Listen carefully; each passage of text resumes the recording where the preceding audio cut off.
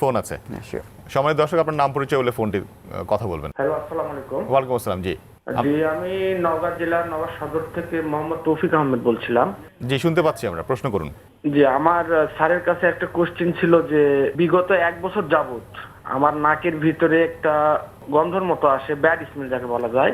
প্রথমে ভাবছিলাম মাথায় সর্দি জমার জন্য, সাইনোসাইটিস হওয়ার জন্য গন্ধটা আসে, কিন্তু আসলে মাথায় কোনো সর্দি নাই।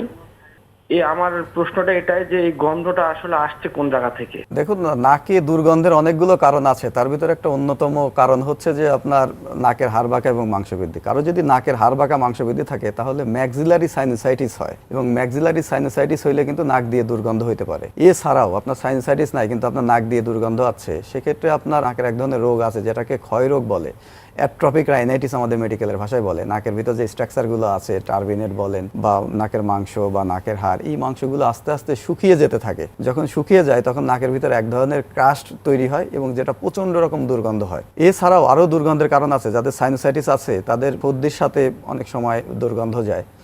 এরকম আমরা আসলে প্রথমে আমাদের কারণ নির্ণয় করতে হয়। আপনার নাকের ভিতর আমাদের দেখার প্রয়োজন, এন্ডোস্কোপিক ইভালুয়েশন প্রয়োজন যে কী কারণে আসলে আপনার এটা হচ্ছে।